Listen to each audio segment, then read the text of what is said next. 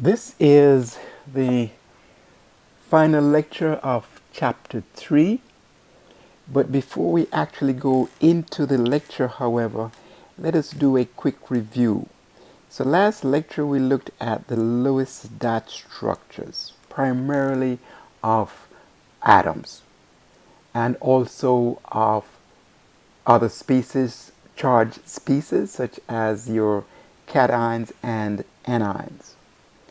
We also defined ions, and specifically they are two types. One is the cation, which is positively charged, and the other is the anion, which is negatively charged. So those are two species that we discussed last lecture. We also discussed a rule called the octet rule, which basically implies that each atom tries to achieve a stable electronic configuration similar to a noble gas, and in so doing it tries to get 8 electrons around the atom. That's why it's called the octet rule, because of 8 electrons. And lastly, we look at the ionic bond. So again, the ionic bond is basically the bond that's created between a cation, which is positively charged, and an anion, which is negatively charged. So based on those, the two opposite charges, there will be an attraction called the ionic bond. In today's lecture, we look at another type of bond, or the other type of bond, called the covalent bond. So there are two types of bonds in chemistry. One is the ionic bond, and the other one is the covalent bond, which we will discuss today in this lecture.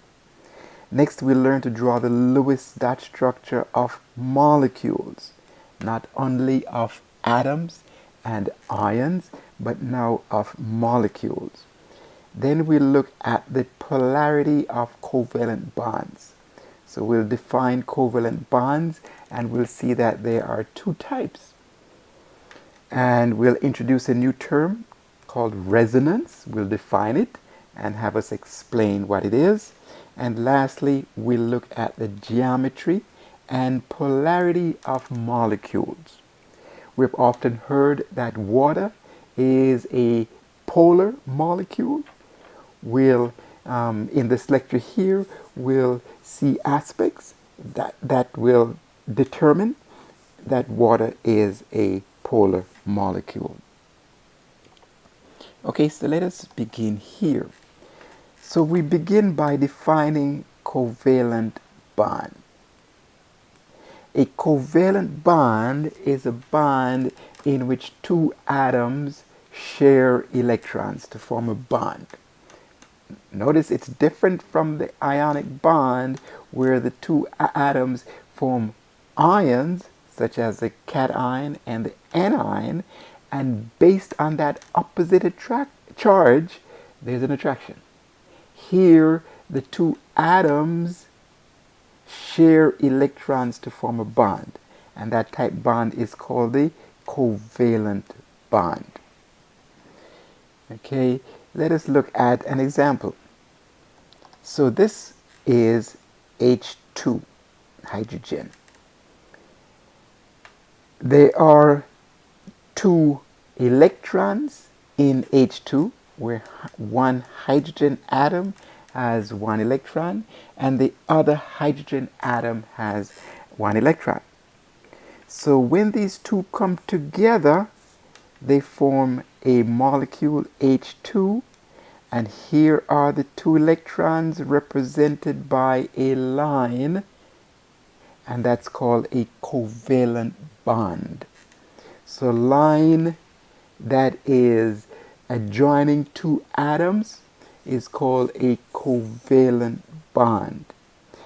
There are 2 electrons in each line. We'll see later on it's possible to have more than one line, but for the time being there's just one line between two atoms, and that's a covalent bond.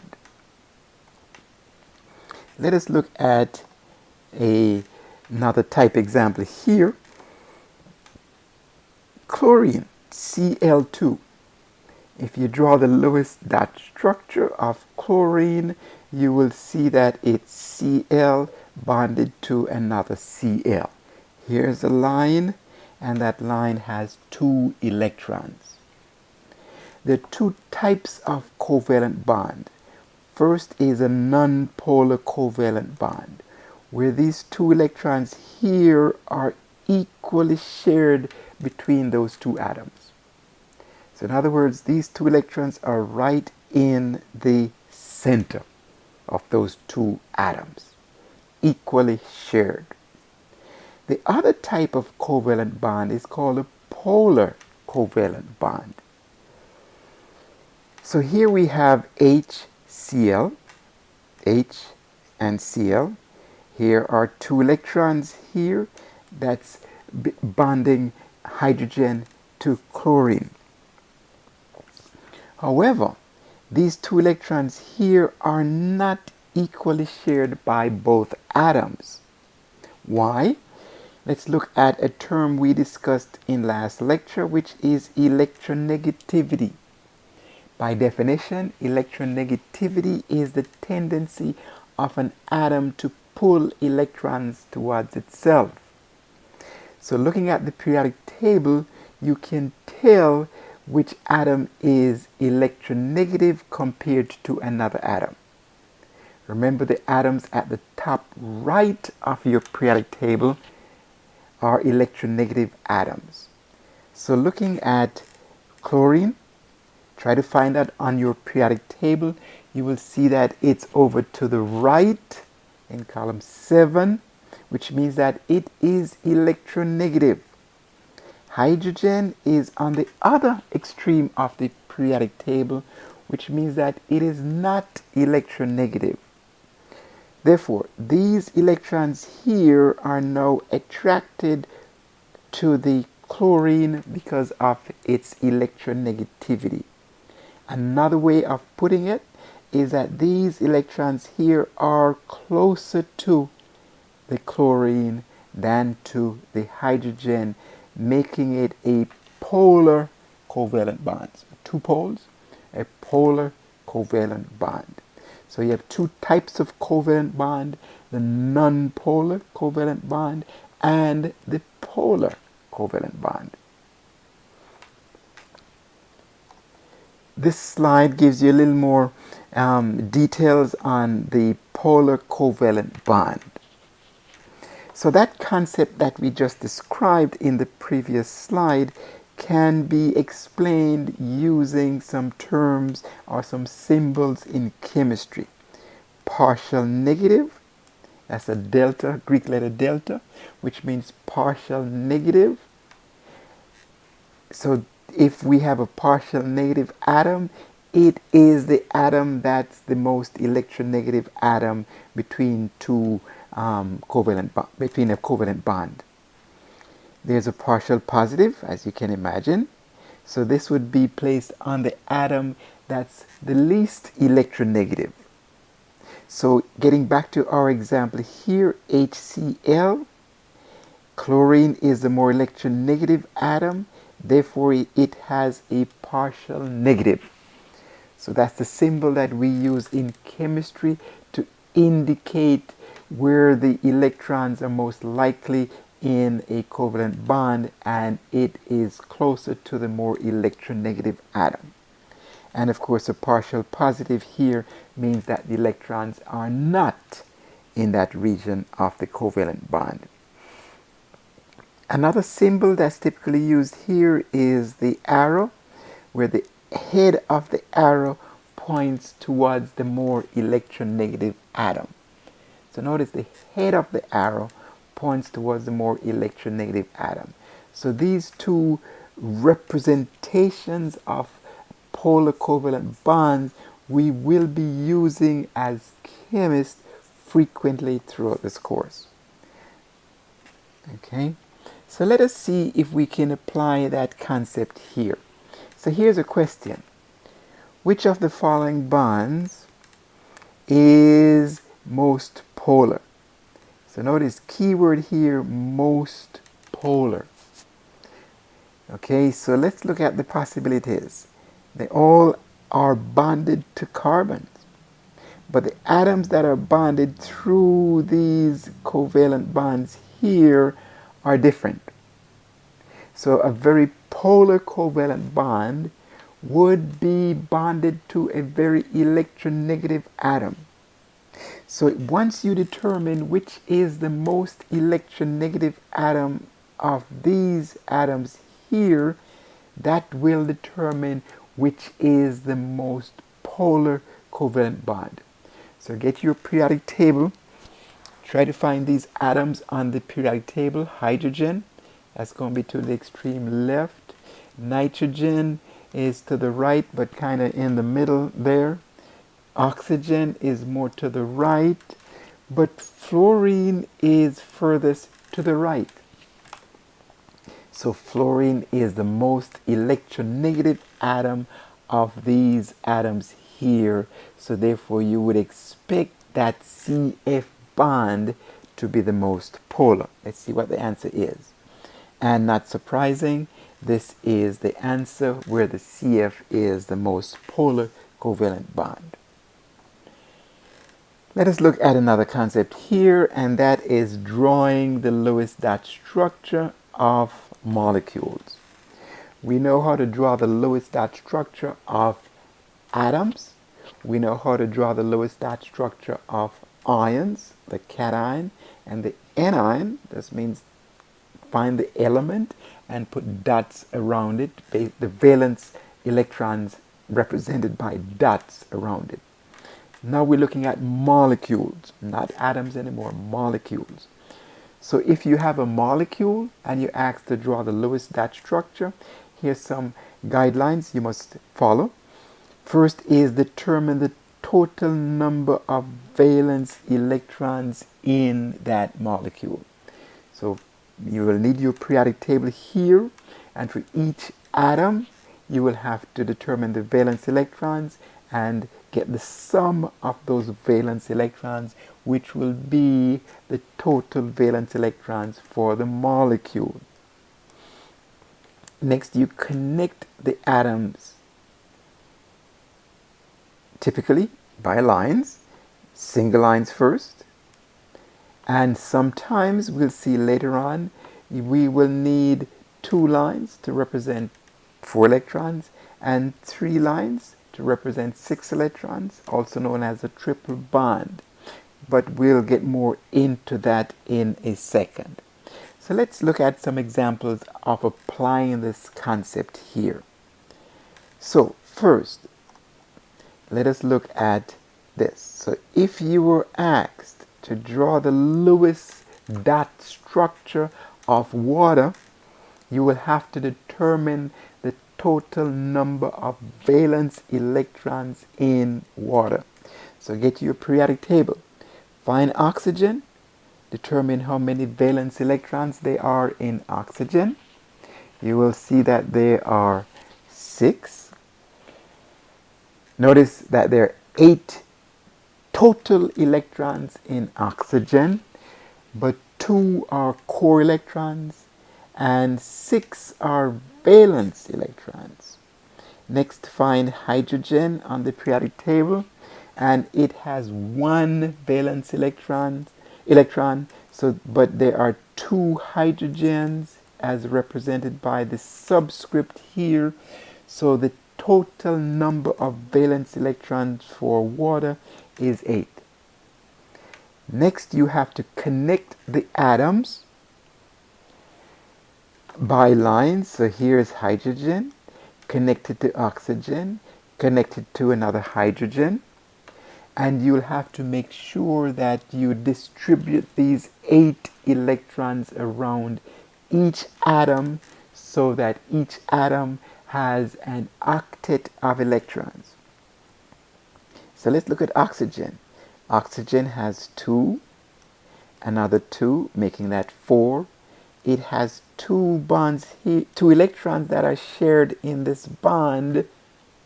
So that's 6. And it has another 2 electrons that are shared in this bond. So therefore, oxygen has 8 electrons around it. Hydrogen is an exception, however.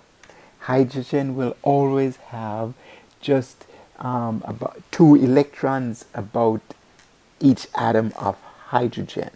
So this hydrogen here has these same 2 electrons that are shared. So we have a duet of electrons. That's the exception. So one key here is that hydrogen are always at the ends. So if you have H2O, hydrogen will be at the ends of the molecule and not in the middle. Let's do another example before we go on. If you're asked to draw the Lewis dot structure of ammonia, NH3, get your periodic table and you find nitrogen. It has 5 valence electrons. Notice 5 valence electrons. And there are 3 hydrogens which have each 1 electron. So you add those up, you get a total of 8 electrons. We know that hydrogens will have to be at the end. So these hydrogens here will be at the end and the nitrogen will be in the middle. And we put our 8 electrons around. So let's double check. We have 2 electrons here, another 2, another 2, and another 2. So this nitrogen here has 8 electrons, or an octet of electrons. Let's continue because the others we will work out in a second. So here is a test of what we just did, of that concept. So you should be able to apply that concept to a different molecule. Here the molecule is H2O2, or hydrogen peroxide.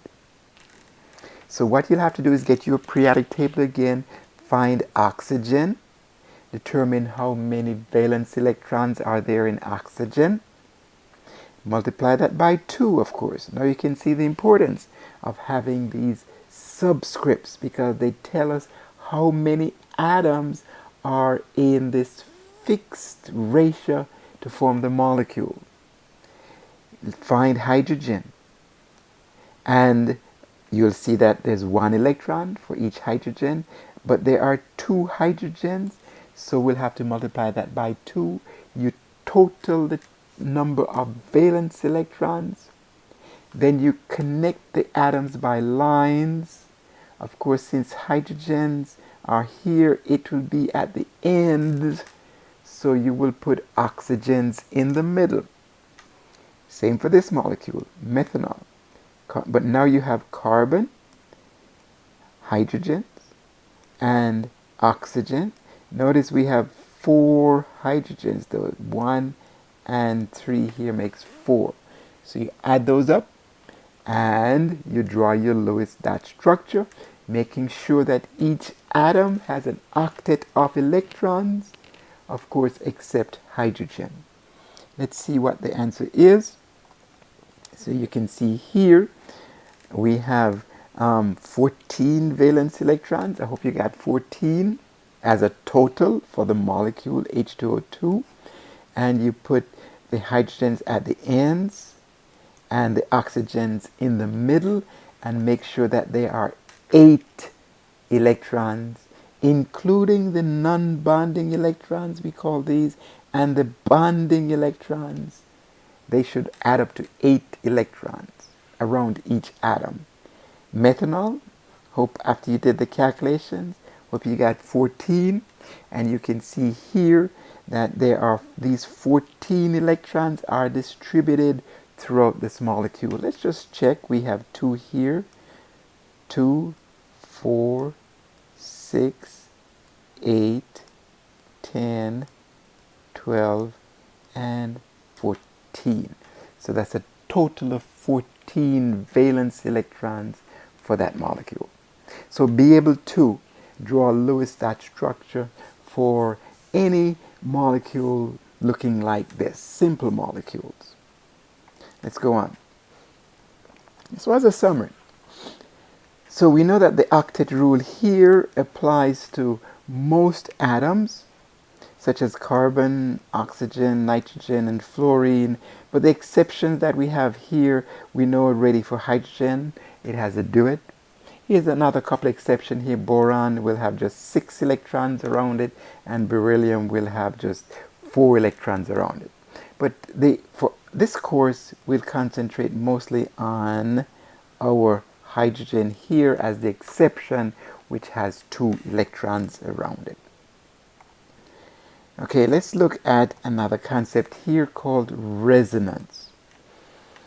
Okay, so if you were asked to draw the Lewis dot structure of CO3 to negative, you would get this as one possibility.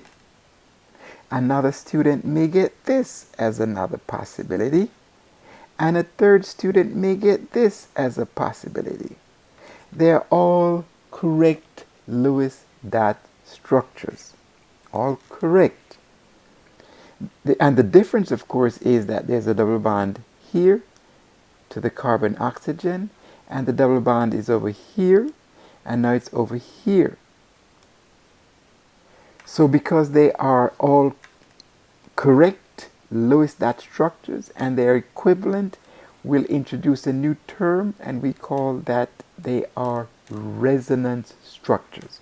So by definition, resonance structures are equivalent Lewis dot structures of a molecule. Notice, however, that the atom to atom connection remains the same.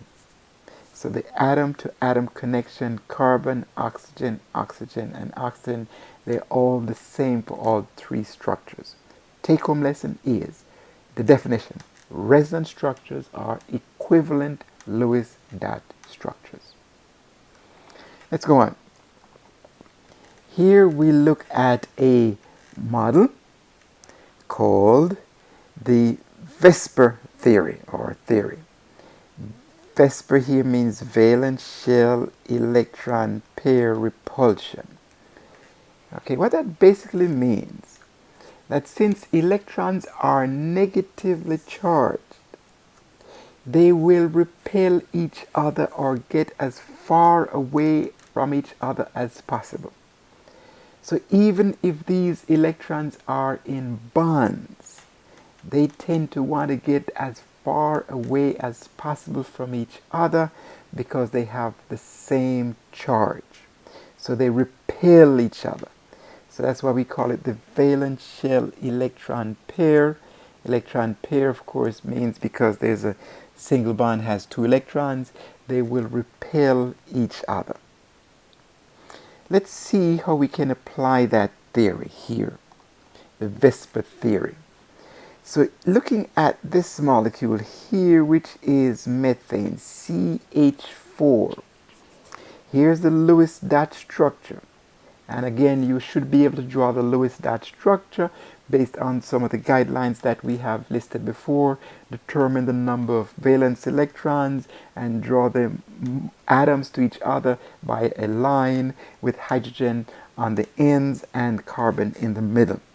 So once you do that, these are 2 electrons, here 2 electrons, here 2 electrons, and here 2 electrons. So these 4 electrons here, or 4 pairs of electrons, should I say, they want to get as far away as possible from each other. Notice that the molecule has exposed to a 3-dimensional space. So it's not flat as shown here. It really exists as a tetrahedron. Remember, because it's 3-dimensional space where you have an X, a Y, and a Z axis. So that geometry is described as a tetrahedral geometry. And the bond angles between the hydrogen and the carbon and the hydrogen is 109.5. take-home lesson here is if you have carbon that has 4 bonds to it, it's a tetrahedral geometry and not flat. Let's look at a couple more examples here. Let's look at ammonia, which of course you should be able to draw based on the guidelines and rules we have established before for drawing Lewis dot structures. Once you draw it, however, we have 8 electrons again around nitrogen. In this case, we have 3 bonding to hydrogen and a pair that's not bonding to any atoms. So when you look at this in terms of the VSEPR theory, or these electrons repelling each other, the geometry will look like this, where the non-bonding electron takes up a lot of space, so it sits on top, and the hydrogen atoms that are bonded to the nitrogen sits on the bottom here, but in a three-dimensional arrangement, and the geometry is described as a pyramidal, or more like a pyramid. So that these 3 hydrogens here bonded to the nitrogen form the base of a pyramid, and of course the non-bonding electrons, which are not a part of the geometry, but it dictates the geometry, sits on top. Notice the bond angle here is a little smaller because it's squeezed in more because of the unshared pair of electrons. Another example here is one that we are very familiar with, is water. That's the Lewis dot structure, and here is the actual structure in three-dimensional space. So again, these 2 electrons here, these 2 electrons here, and these 8 electrons will repel each other based on the VSEPR theory. And so what happens here is that these electrons will occupy regions furthest from each other, and these bonding electrons here will of course occupy regions furthest from each other, so the molecule end up being bent because of these 2 pairs of electrons forcing the hydrogens here down. So it's a bent geometry, and notice the bond angle here is even smaller because the non-bonding electrons take up more space and tend to squeeze in the hydrogens closer to each other. And just one example here, we just quickly go through this one, CH2, CH2O. If you draw this out, this is a Lewis dot structure, and this is the geometry, and this geometry is described as a trigonal planar. Planar because it's flat. Notice this time it's hydrogen and hydrogen and oxygen, and these electrons here have a double bond. Here's a double bond, so those 4 electrons, and here we have 2 electrons and 2 electrons. To get as far away from each other, it acquires this type geometry, and it's described as a trigonal planar. And this is another example just like the previous one. In this case here, this carbon here is bonded to another carbon that has 4 electrons, and it has 2 electrons here and 2 electrons here. So the geometry here is a trigonal planar, again flat trigonal, 3 because of 1, 2, and 3 atoms around this central atom. Same here. So that's a flat trigonal planar molecule. And the last one that we look at here is this one. Look at this one. This is acetylene. C2H2.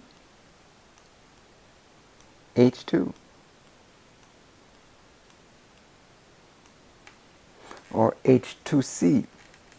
So here we have the Lewis dot structure. And if you should be able to draw the Lewis dot structure based on the number of valence electrons. if you put all the valence electrons in, you will discover that this is a triple bond. So you'd have to put 6 electrons here and 2 electrons here, which makes 8 electrons. These 6 electrons here in the triple bond want to get as far away as possible from those 2 electrons. And of course, if you have 2 sets of electrons wanting to get as far away as possible from each other, based on the VSEPR theory, it forms a molecule looking like this, where this bond angle here is 180 degrees. So it's described as a linear molecule.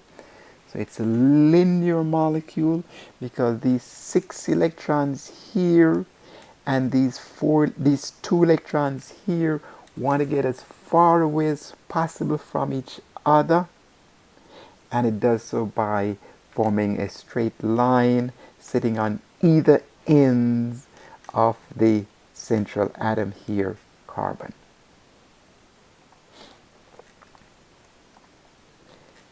Let's introduce another concept here, molecular polarity. Why is a molecule considered to be a polar molecule, like water, or a non-polar molecule, like carbon dioxide? Let's see why. So here's the molecule carbon dioxide, or the formula. If you draw the Lewis dot structure, you will get this, and you can double check by adding up all the valence electrons, looking at the periodic table, and determine how many valence electrons in each of the atoms and add those up to get the valence electrons in the molecule. You should get this. And notice here, however, that the VSEPR theory gives this a linear geometry. So in other words, these 4 electrons here and these 4 electrons here are furthest apart by 180 degrees about that carbon, making it linear. These bonds here, are this carbon-oxygen bond and this carbon-oxygen bond, they are described as polar covalent. Number one, it's covalent because they are shared between 2 atoms, and it's polar because the electronegativity of oxygen is different from that of carbon. So look at your periodic table, you'll see that oxygen is to the right, more electronegative, than carbon, which is to the left of oxygen. So this is a partial negative, remember we said that earlier, and this oxygen is partial positive, this is partial negative, and this is partial positive. So this is a polar covalent bond. Okay, because these 2 polar covalent bonds contain atoms of equal electronegativity, they tend to cancel out each other, and this molecule is described as a non-polar molecule. Not polar because these 2 poles are equal and they cancel out each other. The classic example is, of course, doing tug and war. So you get a rope and you get a guy or two individuals of equal strength on either side, the oxygen, and they're pulling on that rope. It will not move. So it's non-polar. Let's look at a molecule here that has a different geometry, and we're familiar with water, H2O. Here's the Lewis dot structure of water. Of course, there are 2 electrons here and 2 electrons here, but the geometry, you will remember that it's bent. This bond here is described as a polar covalent bond, where this is partial positive, and partial negative here. Or, as we can put it here, the polarity of those bonds based on the sum of those bonds is pointing towards the oxygen. Notice that the bond angle here is no longer 180 degrees, it's 104. So the pull or the sum of these bond angles will not be zero. So therefore water is described as a polar molecule. So you should be able to look at a molecule, draw the Lewis dot structure, determine the geometry of the molecule based on the VSEPR theory, and determine if that molecule is a polar molecule or a non-polar molecule. Ammonium is another example here. So again, this is a polar covalent bond, 2 electrons. The poles are partial positive and partial negative. Notice the geometry here. It is pyramidal. So therefore the sum of these bond dipoles or these covalent dipole bonds will be pointing towards the more electronegative nitrogen.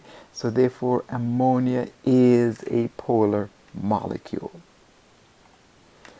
Just some more examples here, and then we'll give you a little quiz on this, a question on this. So let's look at carbon, chlorine, chlorine, hydrogen, hydrogen, dichloromethane, or CH2Cl2. This would be the Lewis dot structure, and this is a polar covalent bond, but this polar covalent bond is the same as this polar covalent bond because of the chlorine. But these polar covalent bonds are much more polar than these CH bonds because of the polarity of, or the electronegativity of chlorine. Notice the geometry is a tetrahedral. It is not flat. So because it is not flat and these bonds here are polar, the sum of the bond polarities points towards the chlorine atoms.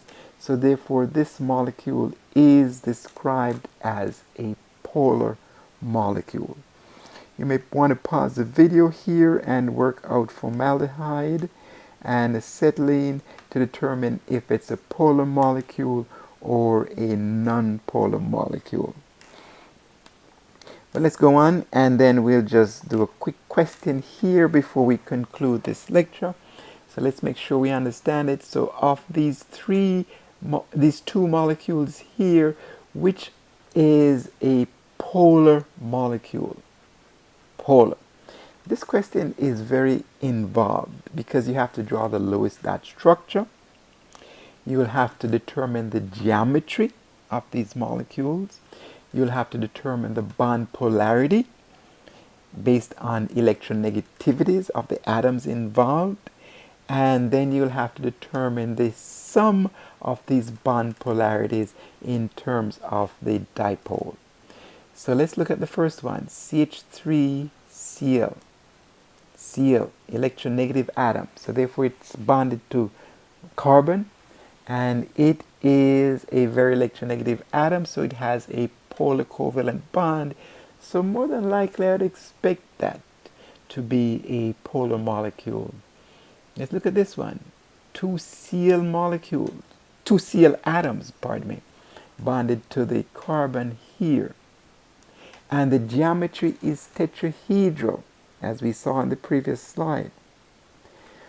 So, possible choices. Are they both polar or neither is polar? So think it through carefully. The next slide has the answer. And you can see here it's not surprising that both these molecules here are polar, primarily because of the electronegativity of these atoms, chlorine, that's bonded to carbon, and equally important, the geometry, tetrahedral geometry of these molecules. Okay, So this is the end of this lecture and this chapter 3. So continue reading up on chapter 3. Again, there are lots of examples in the book. Read them, solve them, and make sure you understand these concepts. Equally important, make sure you can apply that to solving different problems. So on the exam on Thursday, we'll include chapter 3.